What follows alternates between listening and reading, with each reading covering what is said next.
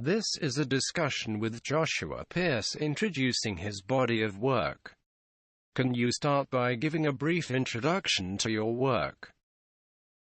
Yes, certainly. My work is titled The Hunter and His Dog and is comprised of three major parts: a video, a drawing, and a sculpture, all of which are iterations of a neoclassical sculpture titled Hunter and Dog.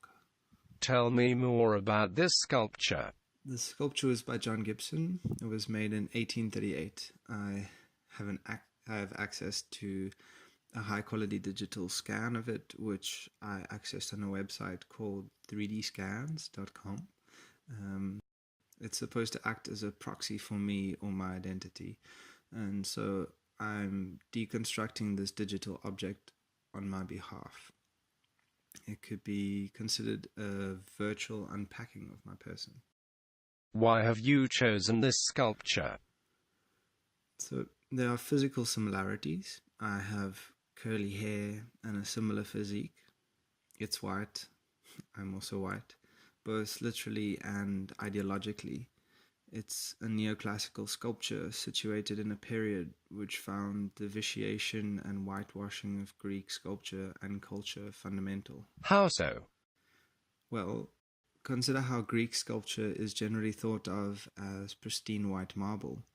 I think that, to a large extent, this misconception can be attributed to neoclassical treatment of Greek sculptural aesthetic.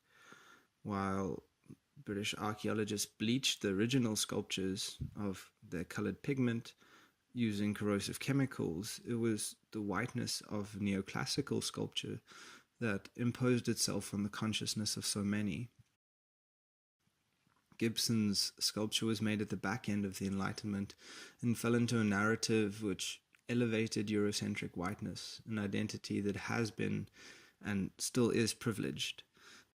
This whiteness claims and appropriates the culture of others. I have inherited this. My culture as a white man is both an appropriated culture and a culture of appropriation. These ideas are held in both the sculpture and my person. It is intended to be male. It has testicles. They're meticulously crafted. But the penis is covered in a fig leaf. It may have even been substituted for a fig leaf. This is typical of neoclassical sculpture, where the homoerotic nature of Greek sculpture, which supposedly informed the movement, is censored and somehow desexualized by covering the penis. The fig leaf alludes to celibacy as well as shame. There's a story in Genesis when Adam and Eve realized their nakedness after having eaten of the fruit. They sewed together fig leaves to cover their naked bodies.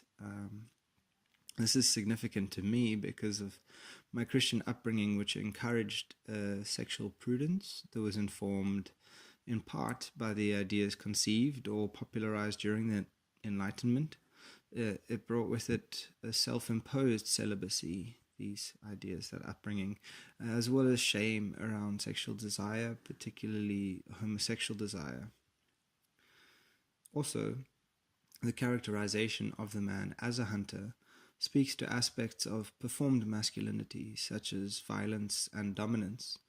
Because I have a proclivity towards gentleness and often submission, the expectation of dominance and violence made me insecure for a large portion of my life.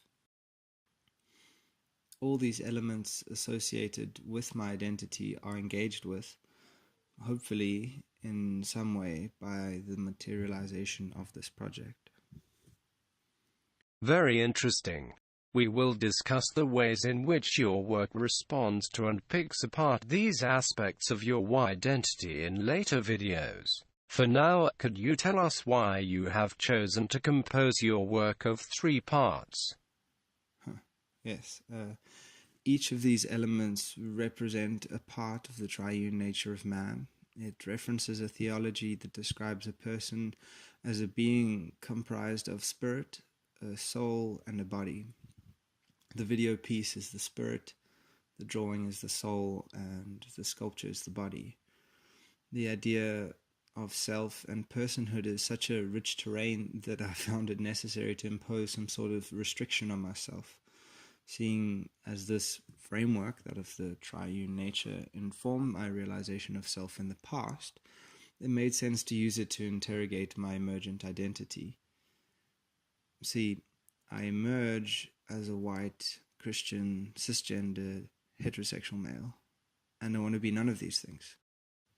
But to disrupt these elements of my personhood, I need to engage with the histories from which they emerge and acknowledge the power and privilege that they have and will continue to lend me.